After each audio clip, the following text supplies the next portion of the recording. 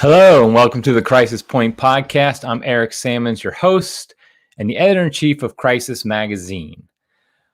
Before I get started, just remind people, easy for me to say, remind people to like and subscribe to the podcast, like this episode, subscribe to the channel, and other people can find out about it, and you'll know when the latest thing happens. I think there's something you're supposed to hit on YouTube after you subscribe so you get notifications, so do that too. I don't really know. It's something I never do that, so maybe you could do it for me. Okay, so today I'm not going to be talking about COVID. Well, not directly, at least. There's one time I'll bring it up. So that's good. Yay. I was trying to think of some reason. I could have talked about the Canadian bishop who's requiring vaccines to attend mass, and there's lots of other things always. But what I wanted to talk about was something a little different, which is last week, the Pope Francis was on an in-flight press conference. Those words together, Pope, in-flight press conference, makes every faithful Catholic tremble because we know what's going to happen soon after that. And sure enough, it happened this time. He was in Hungary. He was coming back from Slovakia, and he had a press conference where people were allowed to the reporters were allowed to ask him some questions. We do have an article at Crisis coming tomorrow by Monica Miller that's going to go a little bit in depth on the Pope's answer as related to politicians receiving communion, pro-abortion politicians receiving communion. I'll talk about it a little bit today as well, but I just wanted to point that out that tomorrow there will be an article by Monica on that. I think it's going to be a very good one. Now, as I mentioned, whenever we hear Pope Francis, an in-flight press conference, or anything to do with a plane, we know trouble is ahead. And it happened again this time where he said a number of things, or I'll say controversial is what I put in the show notes, and that's kind of a weasel word. I know it is. He said some scandalous things, frankly. He said some things that were confusing, and it was just par for the course for his plane interviews, his plane press conferences. And I think the reason this happens always is because this is one of the most unscripted times he has. Now, don't get me wrong. I don't think that these press conferences are completely unscripted. I think he knows generally what the questions are going to be about, and he prepares for them. I mean, any good leader, any good politician would know that they don't have truly free press conferences anymore. And so I think he has an idea, but at the same time, I do think that his answers are relatively unscripted in the sense that they're not written out beforehand. They're not completely planned beforehand. It's more just a matter of him speaking off the cuff, which is always a dangerous thing when he does that. So what I wanted to do today, then, I wanted to go through the interview, the press conference a little bit, and just kind of highlight some of the things he says and why they're problematic. And he does say some things that are good, and I'll mention that as well.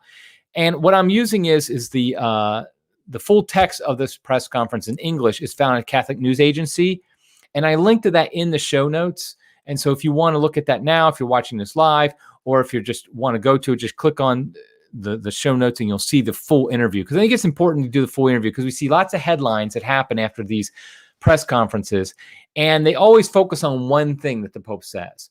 But I've always found that when you look at a Pope Francis interview, when they focus on one thing, yes, that usually is controversial, usually is a problem what he says. But I find there's a lot of other things he says that are just as problematic that kind of get buried. And so I think we need to see the full context of what he's saying. So the first question he was asked about was the European Union and about the future for European Christian. Actually, he was asked not the European Union, the future of European Christianity, and what do you think we Hungarians can do about it? Obviously, a Hungarian journalist asked that. And what's interesting is that, I mean, to put it honestly, his answer wasn't Christian. I'm not saying it was anti-Christian. It just was not related to Christianity. So the question was, what do you see as the future of European Christianity? And what do you think we Hungarians can do about it? And he says, basically, I was struck by the sense of ecumenism with a very great depth that you have. So ecumenism isn't what was asked. It was about European Christianity. Now, yes, there is ecumenism involved there. So I guess it's tangentially related. But ecumenism, of course, as people know who have read my book, Deadly Indifference, there's so many problems with how the church practices ecumenism these days. And but that is a major thing for him. But he says, he goes, Europe must, I always say, follow the dreams of the founding fathers of the European Union. Not the Christian heritage of Europe, but the founding fathers of the European Union. The European Union is not a meeting to do things. There's a spirit at the base of the European Union dreamt of by Schumann, Adenauer, De Gasperi, I'm mispronouncing the names, I'm sure, and these great ones. And he talks about that it must go seek the roots of Europe and carry them forward. All countries must move forward. Some interests, perhaps not European ones, try to use the EU for ideological colonization, and this is not good. What's interesting about that is that the attack on ideological colonization is what's most been used talking about the history of European Christianity going into other countries. So going to America, going to South America, going to Africa as a bad thing. And so when the Pope is asked about European Christianity, the future of it, he warns against ideological colonization and he praises the European Union. So it's the answer that just any politician would give. It's just very lacking any depth, any Christian real virtue in it, any Christian ethos in it, any Catholic ethos, that's for sure. And we'll see that in a minute again when he talks about meeting with the leaders of Hungary. But I just felt like for the first question, it's a softball to the Pope. Remember who we're talking about here. We're talking about the leader of the Catholic Church. He's given a softball of what do you see about the future of European Christianity? I mean, answer about just returning to its Catholic roots, even its Christian roots, but talking about the need for evangelization, the need to spread the values of Christianity, to spread the message of Christianity, to spread Christ himself. All those things were not mentioned. Said it was a very political answer against ideological colonization and about the European Union. Okay, the next question. Now, here's where we are going to talk about COVID a little bit because he was asked about vaccination. He says, somebody's asked him, vaccination has divided Christians, also in Slovakia. You say that the vaccine is an act of love. And when you do not get a vaccine, what would you call it? But then the credit to this journalist, he says, some believers have felt discriminated against, and there are different approaches in the different dioceses at this point. So he wants to know how we should proceed with vaccination. What's interesting, and he's asked specifically, why do you think people do not receive the vaccine? And it says he first talks about praising vaccination, like how vaccinations and historically have done much good. And I don't think anybody would disagree with that. And then he said, but then this opposition happened. This was perhaps due to the virulence, the uncertainty, not only about the pandemic, but also about the different vaccines and also about the reputation of some vaccines, which are nothing more than distilled water. This created fear in people. Then others who say that it is a danger because with the vaccine you are infected. So many arguments that have created this division. I want to note something he doesn't say. Did anybody notice what he didn't mention? He didn't mention at all the abortion connection, which for Catholics is the number one question. Now, without even getting into debate whether or not it's morally permissible, because, of course, the Vatican CDF has decreed that is morally permissible if there's a proportional reason and you're working to do everything you can to promote vaccines that aren't abortion-tainted. But he doesn't even mention that as a reason. When he's asked about people who don't receive the vaccine, specifically Christians who don't receive the vaccine, he doesn't even know probably the number one reason why Christians don't receive the vaccine, and that's its connection with abortion. And so does he not know? Does he not care? Does he not think it's that important? I don't know. But I think it's very sad that when he's talking about why people resist the vaccine, why they're hesitant to take it, he doesn't even mention the number one Catholic reason why somebody might not take it. They might not feel that the COVID is a serious enough threat to them, because after all, if you get the vaccine, you can still spread it. So really, getting the vaccine is a personal decision. And so it's going to be a moral decision as well. He doesn't even mention that. But then, of course, he has the line that a number of people noticed. He says, even in the College of Cardinals, there are some deniers. And one of these, poor guy, is hospitalized with the virus. The irony of life. Now, of course, we all know he's talking about Cardinal Burke. And when this came out, I just tweeted how petty. I don't even know what to say other than that this was just a very petty comment. This is not the comment of a man who is trying to be a shepherd, trying to smell like a sheep, trying to be pastoral. For all the talk of pastoral, and he'll talk a lot about being pastoral later when he's talking about communion for pro-abortion Catholic politicians, he doesn't show any pastoral sense towards Cardinal Burke or people who love Cardinal Burke. And so he basically just throws him under the bus and talks about the irony of life, as if because he didn't get the vaccine, that's why he got it. But of course, we all know people with the vaccine still get it. So he could have gotten the vaccine and still gotten it. Would he make the comment then? Of course not. And he calls him a denier, as if Cardinal Burke is denying, I don't know what he's denying. What he'd be denying? Denying the vaccine exists, denying that the vaccine works, denying what? I don't know. Obviously, I don't know Cardinal Burke's actual position on the vaccine, but I assume he has concerns that it's connected to abortion. And he probably doesn't think it's necessary for him to get it. And guess what? It wasn't, because he ended up surviving. And even if he had died, it's still his decision to make.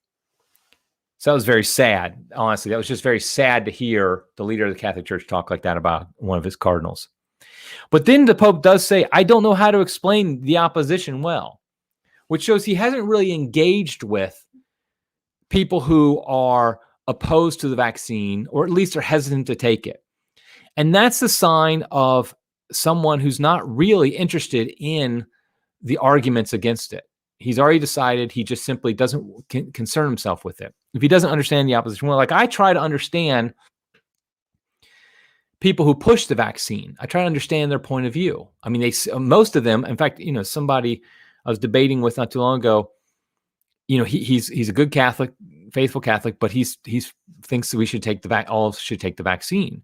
And I understood his arguments, that he was trying to say that, hey, this is something that harms a lot of people. It's remote cooperation with evil, and so therefore it is acceptable to take, so we should go ahead and take it. Okay, I get it. I don't agree with his analysis, but at the same time, I understand it. But the Pope doesn't even understand why people would, and you can tell by his answer, not even mention the abortion connection, why people would not want to take the vaccine. Okay, that's enough for COVID for this episode. Let's move on to the next question. This one was interesting. Somebody asked him about meeting with Viktor Orban, he called him the president, but he's actually the prime minister of Hungary. And why this is an interesting question is Orban is known as a nationalist, I think, and that's usually used in a derogatory term, but he's very outwardly Christian, and he wants Hungary to be an outwardly Christian nation, and he's not really supportive of the European project. And so therefore he's a nationalist in some bad way, but he's actually a nationalist in a good way. I'm not saying Orban is perfect. I don't claim to be an expert on him. But he's very much of a different mindset than the typical liberal European mind when it comes to the way forward. He believes Hungary should be for Hungarians. It should limit migration. It should be promoting explicitly the Christian project, Christianity. And that it's not just part of a European conglomerate, but it's Hungary. So a lot of good things, a lot of good Catholic views about what Orban is promoting. And so somebody asked him about meeting with Orban. Like, did you talk about migration? And what about laws that Orban has enacted about homosexuals? Because he's enacted some good laws to basically be against the promotion of homosexuality and things like that. And what's interesting is Pope Francis basically says, well, I went with the president, which is, I'm not sure I pronounced the last name, Ader, A-D-E-R. And he came to me. He wanted to make sure, first of all, that he didn't go to them, but he came to me. And he talked about how much the president and also the prime minister and deputy minister, he didn't mention Orban's name. In fact, I don't think he actually he never says Orban's name once in his answer. And basically what he tries to say is, I don't read you the whole answer, you can look at it, but he basically says, I just talked to the president. Yeah, Orban, the prime minister and deputy minister, every once in a while would say something, but that's all we talked. We talked about the ecology, about the environment, basically, and also about some other things like that. But they didn't talk about immigration. He said the president always spoke, and both ministers were adding some specific facts, but it was a good atmosphere and lasted long enough. I think 45 to 50 minutes. So what the Pope is trying to do is trying to distance himself as much as possible from Orban. Now, why would he do that? Here is probably the number one leader in Europe for promoting Christian values, for promoting a Europe that is truly Christian. And yet the Pope treats him as if he's a leper. Like he treats him like somebody who is unvaccinated, frankly. I don't want anything to do with him. He tried to act like he basically didn't talk to him. He wanted nothing to do with Orban. Wouldn't even say his name. And I just think that's interesting and shows how political the Pope is thinking in this aspect, how political he's thinking. Now we get to the question that everybody's talking about. And it was, of course, from a journalist from America Magazine, Jared O'Connell. And he asked him about the Eucharist, pro-abortion politicians receiving the Eucharist. And he says, as you know, in the U.S. after the last elections, but also since 2004, there's been a discussion among bishops about giving communion to politicians who have supported pro-abortion laws and a woman's right to choose. I thought that was interesting phrasing. Pro-abortion laws, that's good, but a woman's right to choose, that's the total pro-abortion view. It's not a woman's right to choose that anybody is denying. A woman can choose a heck of a lot of things. She just can't choose to kill her own child. But anyway, so he asked him about that. And he asked, and O'Connell asked Pope Francis, have you ever refused the Eucharist to anybody? That's a great question. I think it was a great question. The women's right to choose thing was stupid, but it's a great question. The Pope starts off by saying, I have never refused the Eucharist to anyone. No one. I do not know if anyone came to me who was in this situation, but I never refused the Eucharist. To this day, as a priest, never. And so I think that's interesting. How long has Francis been the Pope? Been a priest? Let me look up. He was ordained in 1969. So for 52 years, he has been a priest, and he's never denied the Eucharist to anybody. Now, here's the thing. I bet you that's not uncommon among priests today. I bet you if you polled most priests today, I bet you have never refused the Eucharist to anybody. And I think that's a sad situation. Not that we should be, I think it's a sad situation because we know today so many people don't understand who should be going up for communion. I think maybe 100 years ago, a Protestant knew you don't go up for communion. You didn't even have to tell them. A non-Catholic knew you didn't go up for communion. A Catholic in a state of mortal sin knew you didn't go up for Holy Communion. So maybe 100 years ago, a priest would never deny anybody the Eucharist. I bet you they probably would have, some. But they didn't have to. Today, though, in a situation where we have every single person in the pews come up for communion and no line for confession, and some of these are publicly, it's known that they're maybe in a divorced and remarried situation, they're a pro-abortion politician, whatever the case may be. It's hard to believe a priest would never have, in 52 years, would deny somebody the Eucharist. And he says I have never been conscious of having a person from me as you describe. And the question is, did he even care? Did he even think about it? Did he even look to see, okay, who's in my audience? Because, after all, he was a bishop and a cardinal for years before becoming Pope. And so he's going to celebrate masses with some prominent figures there. And so the fact that he first starts off by saying, I've never refused the Eucharist, it sets the tone for the answer, the full answer. By the way, this was his longest answer of anything in.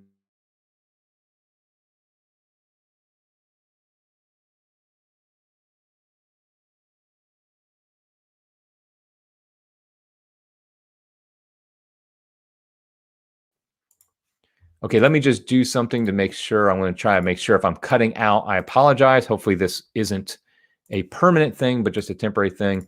I'm going to try a few things here on my end. Okay, let's see if I cut out again. And in the comments, if I'm cutting out, let me know. If I'm not, let me know. It looked like on my end that I was, though, for a moment.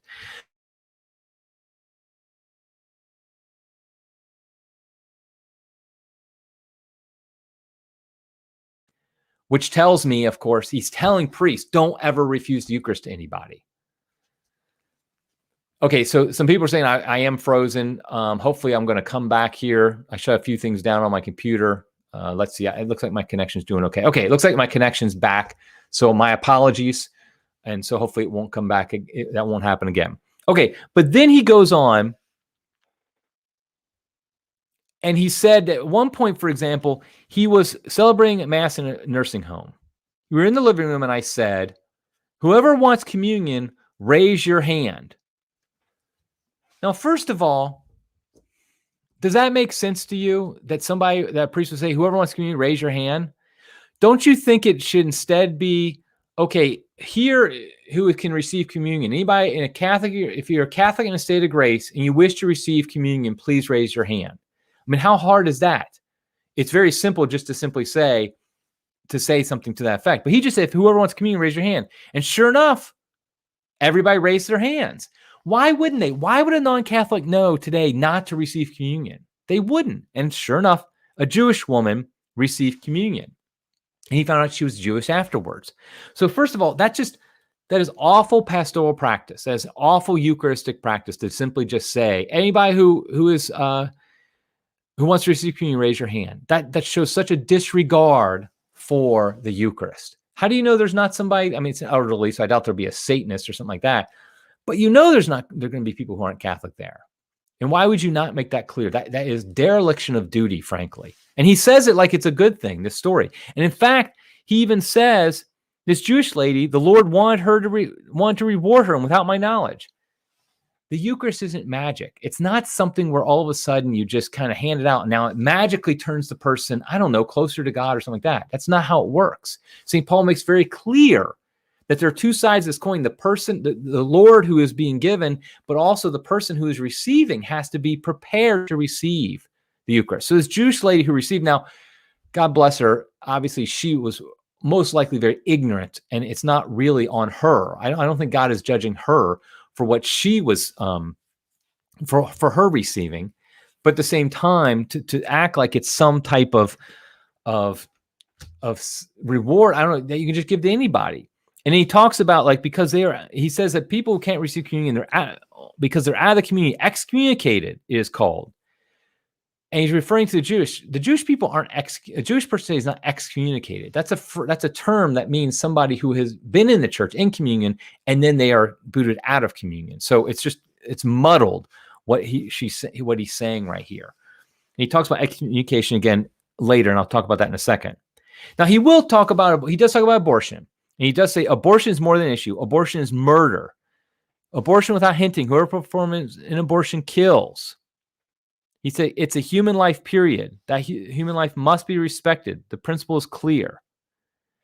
And he speaks very clearly that abortion is murder. So God bless him. I'm very happy, obviously, he did that. But honestly, that's not really that big a deal because that's not what the issue is. Everybody knows the Catholic Church teaches abortion is murder. Everybody knows that the Pope is supposed to say that. And so the question isn't, is abortion murder? The question is, should somebody who promotes abortion in their policies, should they receive communion? That's the question. In fact, the fact that he says abortion is murder, and then he talks about pro-abortion politicians receiving communion isn't a big deal, it makes it even worse in one sense. It's almost like if you didn't think abortion was murder, then maybe I could see why you would give communion to a pro-abortion politician. But if you think abortion is murder, how could you do that? But then what he does is he contrasts the theological with the pastoral, and he often does this. He goes, the issue is not a theological problem, which is simple, meaning abortion is murder. The problem is a pastoral problem, how we bishops manage this principle pastorally. But here's the reality. Pastoral practice always is based in theological realities. Pastoral practice is always based in theological realities. What do I mean by that? What I mean by that is simply any pastoral practice of the church, how you do things, who can receive communion, how you catechize people, when somebody has communion, in confession, how you might counsel them. They're always based upon theological realities. For example, if somebody came to a confession and said, "Father, I committed adultery," and the priest said, "Well, adultery isn't a big deal." Well, that's pastorally terrible because it's theologically terrible. Because theologically, morally we know that's not true. And so he's contrasting these two things like they're in competition with each other, as if the pastoral isn't based on the theological. The theological comes first and the pastoral comes after that. It's like what I've always heard, the saying I've heard that a priest should be a lion from the pulpit and a lamb in the confessional. And that makes sense because you want to proclaim very strongly the truths of the faith. And you are pastoral in the confessional, but that doesn't contradict what is said from the pulpit. And so he says, what should a pastor do? Be a shepherd. Do not go around not condemning, but be a pastor. And again, we see another problem here, that the idea of a pastor can't condemn somebody. But that's one of the top rules of a pastor is to condemn actions that lead people to hell. The point of a pastor to be a shepherd is you lead your sheep somewhere. Where are you leading them? You're leading them to heaven. If you don't lead them to heaven, the dangers are going to fall off the cliff and go to hell. And so you have to condemn actions that lead them to hell. So if you're a shepherd and you have your sheep and one of the sheep starts straying away towards the wolves or towards the cliff, what do? You quote unquote condemn him. You say, no, don't do that. And you make sure, you maybe even, I don't know how shepherds work, but maybe you take your staff and you kind of poke them, you knock them, get them going the right direction. Why? Because you care for them, because you're a good shepherd.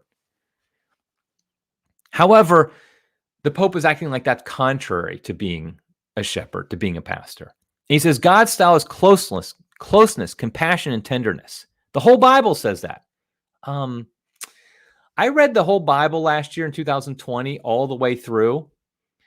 And that's not what the whole Bible says. Yes, the Lord does come to us in closeness, compassion, and tenderness.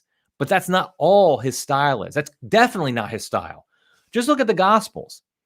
You see Christ. What the crazy thing about when you read the Gospels and you have this image, a modern image of Christ, is how much he doesn't act like we think he's going to act. He's not as nice as we think he is. Read To Know Christ Jesus by Frank Sheed. He talks about this a lot, that the Lord is very abrupt with people. He doesn't compliment people very lightly. He's very direct with them, though. And he doesn't suffer fools needlessly. He's willing to condemn people who are against him, especially religious leaders like the Pharisees or the scribes or the Sadducees, especially the Pharisees. He's willing to condemn them. He doesn't draw close to them in the way that the Pope does. He condemns them like a good pastor would. If you look at the Old Testament, there's a heck of a lot of condemnation in the Old Testament. Why? Because the Lord loved his people and he wanted to keep them from the sins of the people around them. That's why he condemned certain actions, because he knew they'd fall into idolatry. And so this whole image that the Pope gives of God is it's very unbalanced, I think is the best word. It's unbalanced. It's not that certain things aren't true. Obviously, the Lord comes to us closely. He is compassionate. He is tender. But he's also judgmental. He's also harsh, I would even say. He also is condemnatory. Because in God, all these things are united as one. And it seems that this is a very human conception of God that we have here. And he basically says, if you are close and tender and compassionate with a person, you have to give communion. That's absolutely false. Of course, the Father James Martins out there are trumpeting this as confirming what they've always done, that you communion for all. It's like you have to give communion. And so it just really is sad, his answer to this. Okay, that's enough for that one. Like I said, Monica Miller has an article about this coming out tomorrow in Crisis. Look for that one. Now, and then I forgot, he mentions Amoris Laetitia, and that people are claiming heresy on his chapter on accompanying separated divorced couples. And he just basically says, that was always condemnation enough with excommunication is not, please let us not place any more excommunications, poor people. And basically what he's doing is he's rejecting the idea of excommunication. He's rejecting, yet is the perennial practice of the church. Excommunication is a method church leaders can and should use at times to lead people back to the flock, lead people to recognize the gravity of their sins, and so be reconciled to Christ. I mean, really, it's a very unpastoral thing to not excommunicate people. I mean, that sounds crazy to modern ears, but it's very true. That excommunication is a tool in the tool box, for example, of the shepherd. It's something that should be used. Okay, let me move forward. Oh, he's asked then about, I think this is basically the last question. Yes, he's asked about the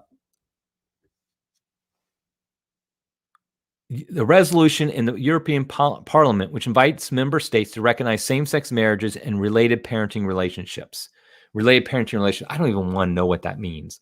I mean, with the craziness of what's happening, the attack on the family, that's probably some bizarre, totally perverse thing that the person's talking about. So anyway, the European Parliament invited member states to recognize same-sex marriages. And then remember, in Hungary, they're standing strong against this much more than other European countries. He says, spoken clearly about this. This is the Pope. Marriage is a sacrament. Marriage is a sacrament. And the church does not have the power to change the sacraments. I think that's an odd way to word that, because it almost sounds like he's apologizing for that fact. Like, I'd change it if I could, but I just can't. And I just think that's very odd. Maybe I'm reading too much into that, but I feel like, why wouldn't you just say that marriage is defined by God between a man and a woman, period. And you can't define it any other way. This is not a matter of marriage being simply a sacrament, because of course, marriage precedes Christ's institution of the sacraments. It comes from the time of Adam and Eve. And so it was based into who we are as human beings, as men and women. And so it's much more fundamental than just the fact that marriage is a sacrament. And so we can't change that. It goes deeper than that. But he says these are laws that try to help the situation of many people of different sexual orientations. So just the idea of talking about different sexual orientations, it's identifying people by their orientation. Of course, we know as Catholics, orientation is not a good term for it, because orientation sounds like a permanent aspect of a person's identity. And really what happens is that certain people do have a temptation, an inclination towards same-sex relationships. And that's just a fact. How exactly that happens is debated. I would say a lot of it is psychological trauma that occurs early on in life that leads to this, a deformity, a deformity in how they view relationships and how they view men and women. And so that's a fact. But we don't talk in terms of sexual orientation as much as just that people have inclinations, which they can overcome, and we encourage them to overcome. And so that's a problem. He says, marriage is marriage. This is not to condemn people who are like that. I assume he means homosexual. No, please, they are our brothers and sisters, and we must accompany them. Now, remember, the word accompany is a loaded word. It is a trigger word that basically means don't condemn their actions. And that's essentially what it's saying, is don't condemn their actions. And so it's another poor answer he's giving, because he basically is supporting civil unions. He's supporting laws that promote homosexuality. And he answers this very weakly, but I do think it's funny. One of the things he says, he goes, sometimes what I have said is confusing. Well, there we agree, Holy Father, there we agree. And he also then talks about how many, many people of homosexual orientation approach the sacrament of penance. They approach to ask priests for advice. The church helps them to move forward in their lives. I thought that was interesting. You don't go to the sacrament of penance for advice. You go there for forgiveness of your sins. And so if he's talking about people with homosexual inclinations who act on those, and then they go to confession to be forgiven, God bless those people. They're saints of today. People who have these strong inclinations for same-sex attraction, and then they work as hard as they can not to act on them. And then when they do, they go immediately confession. That God bless them. But he says they act like they approach priests for advice, not forgiveness. The church helps them move forward in their lives. Well, the only way they can move forward is to give up any homosexual activity, any same-sex activity. And so he kind of leaves that again. So I think I'm going to wrap it up here. We're getting, we're over 30 minutes, which I like to keep these live ones. And I just feel like that it was another opportunity for controversy, another opportunity for confusion, another opportunity for scandal. And whenever the Pope seems to get on a plane, this happens. And I think, though, I don't think these things are accidental. I mean, I know when the Pope first started getting on a plane back in 2013, when he was first Pope, a lot of us, and I include myself, like, well, he was just getting used to the national media, how things would get blown up. Yes, I know it sounds silly now, but I think we were trying to have a positive attitude, give benefit of the doubt. Now, though, I don't see how we can do that. He knows how these things are related. He knows that Father James Martin is going to see his answer, and he's going to say, okay, we're supposed to give communion for everybody. He knows people like that are going to see his answer on homosexual unions, and it's a free reign for that as well. He knows, he attacks the people who won't receive the vaccine, like Cardinal Burke. And so just an I don't think the confusion is planned, is what I'm trying to say. The scandal is planned. I don't think it's accidental. And so he says a few orthodox things, like the fact that marriage is a sacrament, it can't be changed, that abortion is murder. But essentially, that just softens the blow for the other things he says. The whole thrust of it is very political. That's what my takeaway is. My main takeaway is that the thrust is political, not spiritual. And I think that's really sad. It's an unbalanced conception of God that supports a political agenda that he's trying to promote. And so what can we do as Catholics? I think the number one thing we do, obviously, and I say this, I'm going to keep on saying it, we pray for the Pope. We pray and fast for him. We pray, at my parish, we say a prayer for the Pope by name after every Mass. And I think that's a good practice for a lot of parishes to do that. For obviously us as individual Catholics, we pray for the Pope. We pray that he would stop doing these scandals, confusing things, and would really promote the Catholic faith in its fullness. But until then, we just have to keep on praying and fasting for him, pray for all those who are involved at the highest levels of the church, and pray for the church overall. Okay, well, that's it for today. Let's keep praying for each other, keep praying for the Pope, keep praying for the church. Until next time, God love you.